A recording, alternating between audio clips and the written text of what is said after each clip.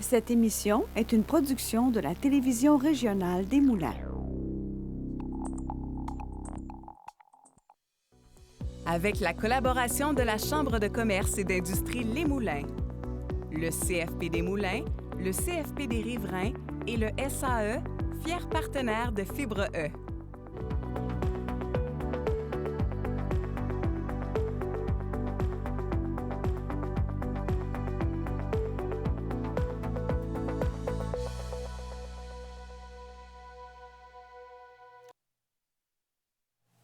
Aujourd'hui, à Fibre E, je reçois une femme au parcours peu commun. Entre ses racines africaines et sa vie au Québec, elle a su se réinventer du domaine de la santé à la mode. Avec Midicé Design, une marque de vêtements et accessoires, elle met en valeur la femme à son image, colorée et unique. Bibiane Sodopa, bienvenue à Fibre E. Merci. C'est le fun, Bibiane, que tu aies accepté l'invitation.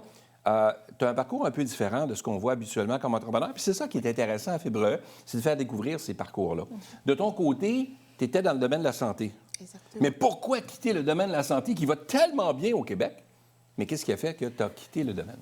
Bien, je ne dirais pas quitter complètement, Ah, OK. mais j'y travaille encore à temps partiel. Mais ma créativité n'est pas mise en valeur dans ce domaine complètement. OK. La mode, ça a toujours été quelque chose qui me passionnait depuis toute petite, en OK. Afrique, d'où je viens. Et en Afrique, ce n'est pas un métier qui est valorisé, qui est reconnu nécessairement. Donc, mes parents ne voulaient pas. Ils me voulaient plus dans un métier plus sécuritaire où ton avenir est assuré et tout. Et en Afrique, tu ne dis pas non à tes parents. Donc, j'ai toujours fait ce qu'ils pensaient être mieux pour moi. Ce n'est pas méchant. Jusqu'à ce qu'un jour, j'ai eu l'opportunité de faire mon processus d'immigration où je suis rendue ici au Québec, où c'était vraiment l'opportunité pour moi d'explorer cette créativité qui dormait en moi. Et voilà. Cette fibre entrepreneuriale, tu crois que tu avais en toi ou Je pense de que devenir oui. ton propre patron, de Oui. devenir un... Oui? Parce qu'en Afrique, quand j'ai fini mes études, ma famille, toujours, voulait que j'aille plus dans la restauration. Et ils m'ont OK. vraiment ouvert un fast-food que j'ai géré C'est tout vrai? le temps, oui, en Afrique, OK. pendant près de 10 ans avant d'immigrer. Donc, c'est déjà une base que j'avais. Je n'ai jamais eu à travailler, juste fait la restauration. Mais ce n'est pas ce que je voulais. Et là, toi, tu voulais créer des vêtements Oui. parce que la mode te captivait plus, là. C'est ça qui... Oui, c'est vaste. Moi, voir la femme se révéler à travers ses vêtements, briller, ça, c'est ce que je veux, m'investir dans le rayonnement de la femme. Et depuis toute petite, je me rappelle, je disais à ma mère, moi, je me vois en tant que femme d'affaires voyager en 2 avions, habiller la femme. Moi, la femme me fascine, qu'elle soit belle, qu'elle soit présentable et tout. Et une fois rendue ici, c'était une opportunité, une belle opportunité à saisir, à aller suivre la formation. Je l'ai fait, c'était un DEP. C'est comme ça l'idée est née en quelque sorte. Mais c'est vrai qu'un vêtement, des fois, quand tu portes un vêtement, ça peut tout changer un peu la confiance en soi de la personne. Donc, ça peut, pour la femme, la même chose. Le Les vêtement vêtements, peut... c'est vraiment un moyen de communication. C'est ça qui te révèle une personne devant toi, la manière dont tu t'habilles, ça te met en confiance de toute façon et l'autre avec qui tu discutes le perçoit. Si tu es en confiance dans tes vêtements, et si je discute avec toi, tu le verras. Elle s'assume et si tu veux faire une affaire avec moi, bien, à travers ton style vestimentaire, tu peux arriver à convaincre une personne. Ta posture, tout ça, ça change. Je disais que c'était un design coloré Oui. que tu avais au niveau de tes vêtements. Oui. Quand on se lance en affaires comme ça dans une province, dans un pays qui est autre que le nôtre originalement, les coutumes sont différentes, Oui. la façon de faire est différente. Comment tu as trouvé le fait de partir, tout ça? As-tu trouvé ça difficile au départ? Est-ce que les gens t'ont accueilli les bras ouverts avec ton design puis ce que tu voulais? Ou... Bien, bâtir une clientèle, c'est pas toujours évident non c'est plus, pas se faire évident. connaître et tout ça. Comment ça s'est passé? Moi, je pense que je suis encore dans cette phase-là Ouais. de se faire connaître. Et comme tu l'as souligné, les coutumes ne sont pas les mêmes et assez colorées. Mais moi, je pense que les couleurs, des fois, on hésite, on se demande, est-ce que cette couleur, ça va me faire des trucs comme ça? Et la femme hésite à se révéler, à porter ces couleurs. Et moi, c'est ce que moi, j'ai envie de révolutionner en quelque sorte, oser porter ces couleurs pour exprimer cette puissance qui est en nous, la femme, en fait. pas toujours être sobre. Donc, pour revenir à ta question, non, ce n'est pas évident qu'on accepte tout ça, mais je pense que c'est en voie, tranquillement. Là, ben, de faire de la convection de dessin, un dessin de mode, c'est une chose. Comme ça, faire la confection réelle, là, ça prend des sous, ça prend du financement, ça prend des... Tu sais, pour partir tout ça, là. Oui. Est-ce que ça, cet aspect-là a été difficile? Est-ce que les gens t'ont fait confiance au départ pour que tu puisses au moins partir le tout? Ou... Non, vraiment très difficile. J'ai tout fait à mon compte. J'ai eu à faire une campagne de sociofinancement, malheureusement, qui n'a pas abouti. Peut-être pas, les gens ne me connaissent pas encore par manque de confiance et tout. Mais ma première collection, par exemple, quand je l'ai lancée, tout était à mon compte. Je n'ai pas eu de financement autre que moi-même, là, mais tranquillement. Tu as pris tes économies, tu as décidé d'investir pour pouvoir récolter par la suite. Exactement. Là, ça fait combien de temps là, que tu... J'ai fait le lancement officiel en septembre, donc c'est vraiment récent, 26 septembre, pour mes vêtements. Donc, quelques mois déjà, là. Oui. OK. Exactement. OK. Donc, ça fait pas énormément de temps. Est-ce qu'il y a des choses que tu referais différemment, là, après 2 mois comme ça? Tu regardes ça un peu, t'aurais-tu fait des choses différemment ou tu es content du début, là? Moi, je pense que je le fais déjà différemment parce que j'ai eu un projet dans le passé, toujours dans le cadre de Médicé Design, où c'était des accessoires. Je fabriquais des accessoires en cuir de pomme pour femmes. Et malheureusement, ça n'a pas poigné comme j'aurais souhaité. Mais je me suis servi au fait de cette expérience pour améliorer, parce que c'est comme une réorientation plus vers les vêtements, mais je me suis servi de cette expérience avec Médicé Création, c'était création mes accessoires, pour améliorer ce que je voulais, ma mission, comment je percevais la mode pour aller plus vers les vêtements. Donc, oui, je me suis servi de ça. Tu disais tantôt que la mode n'était pas valorisée quand tu étais jeune. Oui. En Afrique, c'était pas vraiment...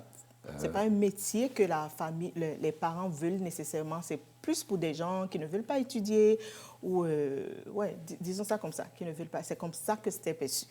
Et pour toi, le Québec était une terre d'accueil qui te permettait justement de mettre de l'avant cette créativité-là. Exactement. Qui était en toi, Oui. malgré le fait que tu étais gestionnaire de ton commerce, là, en alimentation, là, en restauration. C'était pas ça qui te me passionnait, motivait, là. définitivement. Non. C'est tout un saut pareil, là, partir. Oui, fait que tu as quitté ta famille, toi, de ton côté, pour t'en venir ici, venir t'établir et assouvir la passion que tu avais là, pour ce projet d'entrepreneuriat-là. Oui, définitivement. C'est quelque chose, là. Tu as choisi ce nom-là. Pourquoi? Qu'est-ce que ça veut dire? C'est vraiment mon prénom endogène. C'est Médicé, qui veut dire « personne n'est maître de ton destin ». Okay. Et je voulais que ma marque porte ce nom-là. Si je disais Sodopa, c'était plus compliqué, mais Médicé, ça se prononce bien. Et mon Médicé, dans mon prénom endogène, il n'y avait pas le Y. Et pour rendre ça facile et pour l'internationaliser, moi, j'ai rajouté le Y pour Médicé, que ça soit plus aisé pour tout le monde. Pour que ça ressemble un peu à toi puis qu'il y ait un lien direct avec toi, là. OK. Tu es arrivé au Québec quand même en 2012. Oui.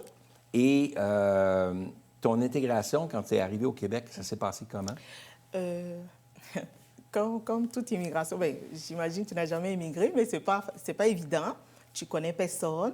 Le travail, la restauration, je ne pouvais pas le faire nécessairement ici. En tout cas, pas ce que je voulais. Donc, j'ai eu à travailler par-ci, par-là, dans des entrepôts, par-ci, par-là, pendant 1 an. Et parce qu'il faut que je subvienne à mes besoins et tout. Après 1 an, j'ai fait une formation en petite enfance où j'ai travaillé aussi 1 an. Et je ne savais pas, c'est pas ce que je voulais, c'était quelque chose.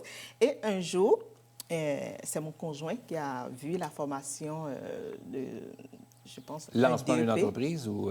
Non, pas lancement, dans la mode, là, OK, oui. La formation que j'ai faite. Et lui m'a proposé, mais tu as toujours voulu faire la mode et ta famille ne voulait pas. Mais voilà une formation qui s'offre, pourquoi tu ne vas pas oser? Mais il faut noter qu'il y a déjà les croyances limitantes. On m'a toujours dit que la mode, ce n'est pas un truc qui est bien valorisé et tout ça. Ouais. Au départ, je ne voulais pas. Et lui, il a tellement incité, j'ai dit, OK, j'irai pour voir ce que ça va donner. Et j'ai vraiment fait la formation 1 an et demi. Et quand j'ai fini, je n'avais pas encore l'idée de mes vêtements. Et je ne voulais pas aller de l'avant, au fait, les croyances toujours.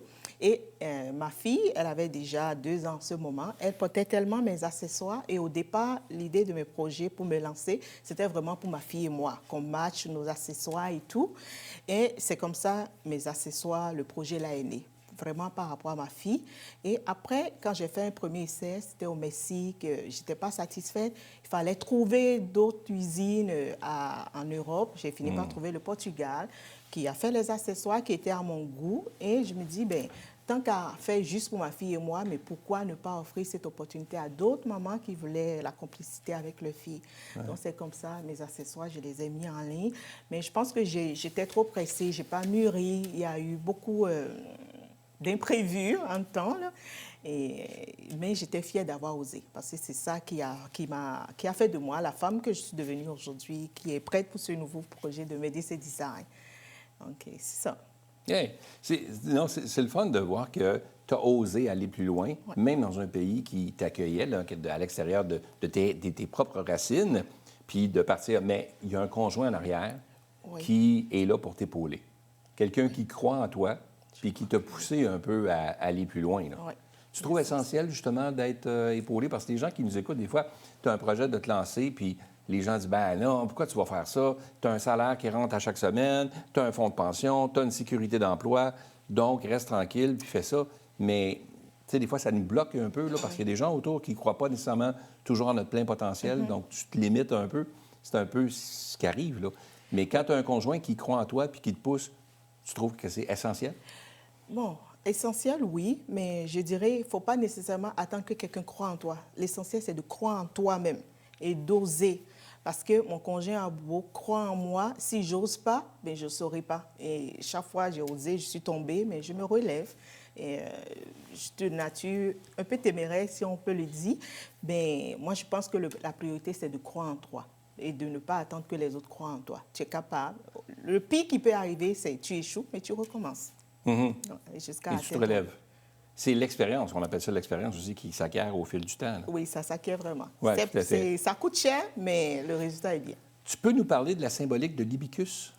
C'est quoi l'hibiscus?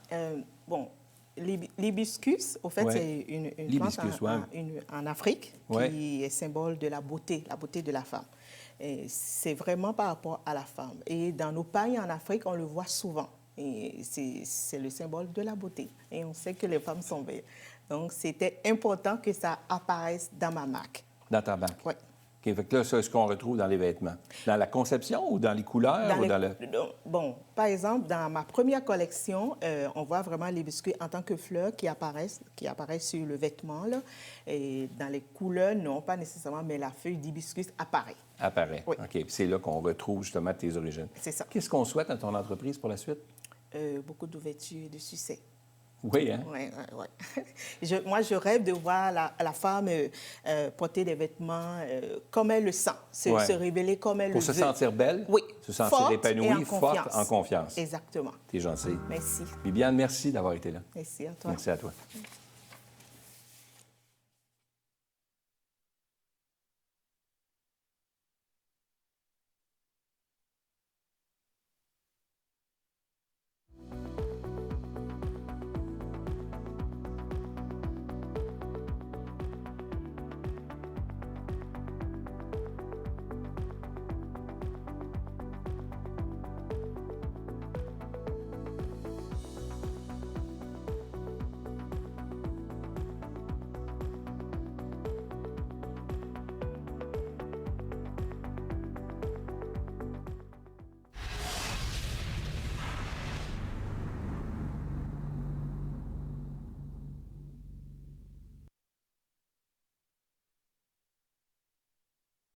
Le Centre de service scolaire des affluents offre 2 centres de formation professionnelle, le CFP des Riverains et le CFP des Moulins. Tu veux créer, bâtir, réparer, conseiller ou innover? Nous avons une formation pour toi. De l'administration aux technologies, de la construction à la mécanique, du design aux métiers spécialisés, ici, tu développes des compétences concrètes pour une carrière solide. 2 centres, une multitude de possibilités, ton avenir commence ici. Cette émission est une production de la télévision régionale des Moulins. avec la collaboration de la Chambre de commerce et d'industrie Les Moulins, le CFP des Moulins, le CFP des Riverains et le SAE, fiers partenaires de Fibre E.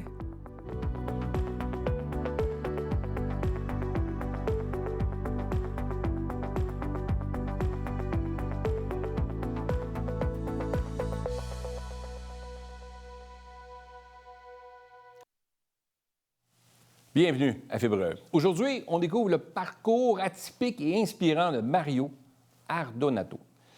Dès son adolescence, il manie le crayon avec passion, passant du lettrage à la conception de plans de maison, puis à la peinture. Entrepreneur dans l'âme, Mario n'a jamais hésité à suivre son instinct, à apprendre de chaque expérience et à se réinventer. Il a su bâtir, dis-je, une carrière où l'art et l'architecture se rencontrent. Mario, bienvenue à Fibre E. Bonjour. Ça fait longtemps que je voulais te recevoir à Merci Fibre de E, puis je suis content que tu sois là. Je trouve ça le fun, parce que tu n'as pas un parcours, on le disait en entrée, là, dans mon introduction, tu n'as pas un parcours atypique, là. C'est très différent, là. Alors, parle-nous de toi un peu, là. Toi, tu avais étudié en quoi? Tu devais faire quoi? Bien, en principe, jeune, quand j'ai terminé mon secondaire 5, je voulais aller en graphisme au cégep. Puis durant l'été, j'ai commencé à travailler dans le monde du lettrage. Puis, j'ai fait mes armes là, dans ce milieu-là. J'ai trouvé ça intéressant. J'ai décidé, pour apprendre davantage, de faire plusieurs entreprises. J'ai été 10 ans dans le monde du lettrage, puis j'ai fait une douzaine d'endroits. Puis, à un moment donné, j'ai entendu parler d'une firme qui faisait des designs d'enseignes extraordinaires. J'ai fait application pour travailler pour eux. Puis, à un moment donné, il y a eu une disponibilité. J'ai travaillé pour eux. J'ai appris à concevoir des enseignes autres que ce que les gens étaient habitués de voir. Puis, j'ai été là 3 ans. Puis, un jour, j'ai quitté. J'ai commencé à travailler dans le monde du lettrage à mon compte. Puis, durant la même année, j'ai vu un journal local. J'habitais à Terrebonne. Puis, j'ai vu un journal local, cours en dessin de bâtiment. Je me suis dit, je vais aller suivre un cours en dessin de bâtiment. Puis, l'intention était de créer des maisons aussi intéressantes que l'entreprise que j'étais faisait des enseignes intéressantes. OK. À la fin de cette formation-là, qui a duré 1 an, j'ai commencé à promouvoir mon service d'architecture. Puis, instantanément, les gens ont vu que c'était différent de ce qu'on était habitué de voir. Puis, de fil en aiguille, j'ai fait ma marque. J'ai engagé des employés. J'ai fait de l'architecture pendant 25 ans. J'avais mon équipe avec moi. Puis, ma conjointe travaille avec nous, est designer. Puis, un jour, elle me demande, elle dit, « Mario, est-ce que j'aimerais avoir une matériothèque pour placer tous mes échantillons de produits? » Puis là, je lui dis, le seul endroit qu'il y aurait dans la maison, le bureau où on habite, ça serait au niveau du sous-garage. Il y aurait un endroit. Puis elle dit, OK, on va aller faire le ménage. Là, on se présente dans le sous-garage. Puis je lui explique qu'on va faire une division ici. Ça va être ton endroit. Puis moi, je vais garder l'autre endroit pour mettre mes trucs. Puis elle dit, c'est parfait pour moi. Puis là, je lui dis, les chevalets qui sont dans le coin, c'est mes anciens chevalets. Quand j'étais jeune lettreur, j'utilisais ces chevalets-là. Puis on va les installer à l'arrière du mur. Puis là, elle me demande, elle dit, pourquoi? Je lui dis, un jour, j'aimerais ça faire des toiles. Elle dit, OK, quand tu t'aimerais ça faire ça? Je dis, à ma retraite, je vais faire des toiles. Puis là, elle m'a pris au mot. Elle a été voir mon équipe. Ils ont fait un caucus. La semaine d'après, ils m'ont fait livrer une toile vierge. J'ai commencé à peindre. Puis, la toile que j'ai faite, je me suis dit, si je m'investis dans cet art-là, je vais être en mesure de recréer la même histoire que j'ai faite en architecture. Puis, je me suis investi dans l'art. Puis, ça a fait une tournure, ça l'a explosé. J'ai fait plusieurs toiles. Ouais. J'ai fait un premier vernissage. Ça a été un succès. Puis, par la suite, j'ai proposé des art prints de mes œuvres. Ça a été un succès également. Puis, la COVID est arrivée. Puis, j'ai décidé d'arrêter l'architecture. J'ai arrêté l'architecture pendant pratiquement 2 ans. Puis, à un moment donné, il y a un ami qui m'a appelé. Il dit, « Mario, on a un ami commun. Ça fait 1 an qu'il travaille avec une firme pour se faire un plan de maison. Puis, il n'est pas satisfait. Puis, il aimerait ça que tu l'aides. » Puis là, je lui ai dit, « Écoute, je pourrais l'aider, mais je lui ferais juste le concept, l'étude de volume pour qu'il puisse avoir une image de son projet. Puis là, il dit « ouais ». Fait que j'appelle la personne, je lui explique la façon que je fonctionne. Puis la personne vient me voir, je lui conçois sa maison, je lui fais réaliser un concept. Bien, je lui fais réaliser le concept qui est plus petit que ce qu'il avait en tête. C'est sûr qu'il y a des gens qui t'arrivent avec des projets, puis à un moment donné, bien, ils veulent ça super grand. Mais toi, tu le sais dans ta tête qu'à quelque part, il y a un prix rattaché à tout ça, là. Donc, tu lui as offert, toi, tu as décidé de lui offrir un projet qui est un peu plus petit, un peu plus condensé, mais qui rejoint les aspirations que ton client voulait avoir. Exactement. Fait que c'est quelque chose que tu mets en pratique, toi, de ton côté, avec tes clients maintenant, aujourd'hui. Puis tu es devenu, par la force des choses, un entrepreneur. Absolument. Sans nécessairement le vouloir, mais tu faisais du lettrage au départ, tu as travaillé pour plusieurs compagnies, puis tu disais une douzaine de compagnies en 10 ans.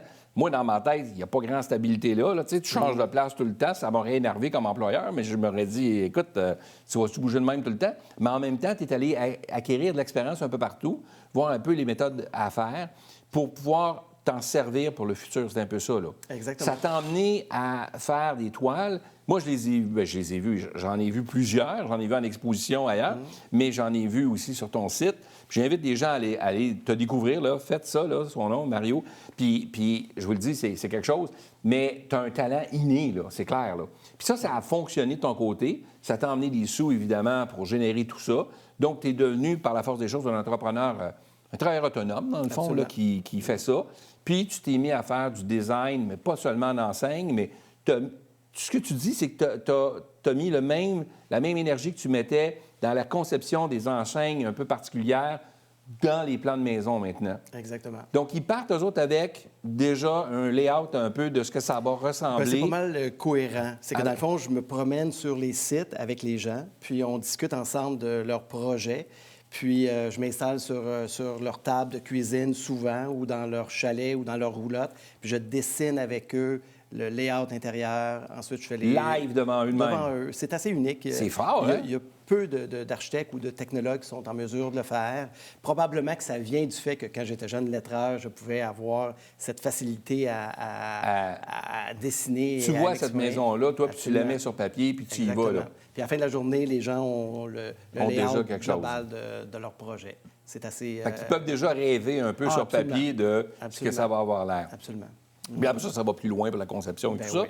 Mais de ton côté, puis ça a fait comme quoi, du bouche à oreille de ton côté? Ou... Bien, c'est les réseaux sociaux. J'ai l'impression là, que les réseaux sociaux, là, les gens peuvent voir. C'est un outil là, qui est extraordinaire là, pour se promouvoir. Puis, je suis très actif. Là. On voit chaque projet, je les présente. Fait que dirais-tu que les réseaux sociaux ont été l'élément clé pour te faire connaître davantage? Je pense que... On est rendu là aujourd'hui? Bien, à l'époque, quand on faisait des plans de maison, il y avait des revues. Souvent, je faisais des front pages de magazines. OK. Les maisons, on Quand les même. voyait. Donc, c'était quand même impressionnant. Puis les gens, ils se disaient un jour, quand on va être prêt, on va appeler ce gars-là pour notre maison. Donc, j'ai eu une belle visibilité là, au niveau là, des. Fait que de fil médias. en aiguille, ça a monté. Fait que tu n'as pas vraiment d'employé en soi, toi, de ton côté. Aujourd'hui, là, non. Avant, j'en avais, mais Oui, mais là, aujourd'hui, tu es autonome, tu fais autonome. tes choses, tu travailles quand Seul. ça te tente, je veux dire, tu Ouais. fais des projets, Ouais. puis tu rencontres des gens, puis c'est le fun, puis c'est agréable. Les gens Absolument. sont toujours contents de te voir. Je veux Ben oui, dire, c'est des tu sais, projets. c'est des beaux Souvent, projets, c'est là. des projets d'une vie. Donc, Ouais. le fait de le créer avec eux, c'est des moments très émotifs pour... Et tu continues à peindre, là, Oui, je continue à peindre à l'occasion, oui. à l'occasion, parce que Ouais. tu en as fait quand même plusieurs, Ouais. là, puis c'est quelque chose. là. Tu as un style unique à toi qui fait que quand on voit les toiles, ben, on reconnaît que Oui. c'est... Ah, ça, c'est Mario, là. Tu sais, Ouais. c'est- Le il y a- but. il y a ta plume, là, tu sais, ça, on voit là, que ton style, là. Qu'est-ce que... Quand tu regardes le parcours que tu as fait là, durant ces dernières années-là, y a-t-il quelque chose que tu ferais différemment là-dedans? Honnêtement, non. Ah non? Non, parce que dans le fond, ce parcours-là, il est atypique. Puis, Ouais. ça s'est fait d'une façon... chaque changement de carrière, là, c'est fait avec une conviction. J'ai toujours eu la conviction et la persévérance d'aller où est-ce que je devais aller. Ça s'est toujours bien placé. OK. Oui, puis j'ai l'impression La que vie était bonne, comme on dit. La vie a été bonne, puis la vie est bonne quand on met les efforts pour y arriver. Puis dans ma situation, ça s'est toujours bien placé. Puis Les occasions, je les ai vues, je les ai pris, puis je les ai exploitées. Quand le wagon a passé, j'ai embarqué. t'as embarqué. Je l'ai toi. vu, puis j'ai embarqué. Tu ne l'as pas laissé passer, donc Non. tu n'as pas de regret de Non. l'avoir laissé passer, puis tu as Non. utilisé toutes Non. ces forces-là. Non, parce que j'aurais pu être architecte, j'aurais pu être Ouais. un vrai architecte, là, mais...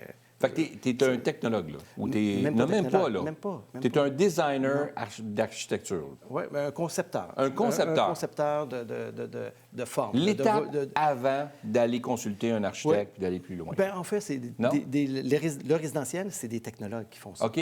Donc, OK. à l'époque, mon équipe, c'était des technologues. Là. OK. C'était eux OK. qui faisaient les plans pour moi. OK. C'est cool parce que là, tu as plein de réalisations. Tu peux revoir après ça ce que tu as dessiné. Tu retournes par après et tu le vois bâti. Là. Tu Ben, vois, là. aujourd'hui, je dois être rendu peut-être à 3000 habitations. Là, 3000? de fait, là. Quand même! Oui. 3000 designs différents, là. Ah oui. Fait que Dieu sait qu'il y a de l'imagination dans cette tête-là. Là. Je veux dire, tu sors des designs, Ben, là. c'est une machine. C'est Plus fou, hein? c'est un muscle. Plus Ouais. qu'on l'utilise, plus que ça se Plus développe. tu dessines, là. Oui. OK. Fait que as-tu déjà une idée de ce que les maisons vont ressembler dans 10 ans, là? Le design change au fil des années? Je veux ça dire, évolue, ça- après 3000, on s'entend que tu Ça dessines plus de la même évolue. façon. Ça évolue. Par contre, j'ai une façon de concevoir qui est très intemporelle. Les maisons que j'ai faites il y a 25 ans, Ouais. aujourd'hui encore, sont belles. OK. C'est assez particulier. Ça Puis demande le- des classiques, là. Ça demande Ben, des... c'est des formes nobles. J'utilise souvent OK. des pierres naturelles, j'utilise des revêtements de bois, j'utilise des matériaux qui vont durer dans le temps. Là. Je suis très conservateur là, au niveau de la façon de faire. J'aide les gens là, à leur faire des concepts qui vont durer longtemps. Quelqu'un qui a du C'est talent. une intention. Quelqu'un qui a du talent, là, qui nous écoute, qui est à la maison, puis lui a un talent inné ou elle a un talent inné, là, mais n'ose pas s'avancer, là. Tu leur dirais quoi? Tu leur envoyerais quoi comme message? D'oser. Oser? D'oser, absolument. C'est quoi la première qualité que ça prend? La persévérance, la volonté. C'est le désir de le faire. Le désir de faire des choses différemment, puis la persévérance de le faire. C'est ce qui fait la différence. Absolument. Fait que tu y vas pas pour l'argent au départ, Non. mais tu y vas pour assouvir une passion. Bien, qui oui, t'habite. puis aider les gens à faire une belle réalisation de leur projet. Ouais, Ça va rester dans le temps. Le but, c'est de faire des belles maisons qui vont rester dans le temps. ouais. C'est l'intention première. C'est ce qui fait la différence aussi dans ce que tu fais. Qu'est-ce qu'on peut souhaiter à Mario pour la suite? Ah, bien, de la santé et du bonheur. Oui, hein? Ben oui. Ben écoute, tu rayonnes déjà, fait que c'est déjà pas pire, là. Fait que c'est super. Et que Mario, ça a été vraiment un plaisir de te recevoir. Je le dis souvent à nos invités, on est toujours content de recevoir des entrepreneurs, mais de ton côté, avec le parcours atypique que tu as, surtout dans le design que tu fais, c'est vraiment particulier. Pour avoir vu certaines de tes œuvres aussi, je me dis, ben écoute, longue vie. Et Ben, je te merci. souhaite évidemment de la santé Merci à toi. pour pouvoir continuer à concevoir puis rendre d'autres gens heureux comme tu le fais au quotidien. Bien, merci beaucoup. Merci, Mario. À très bientôt.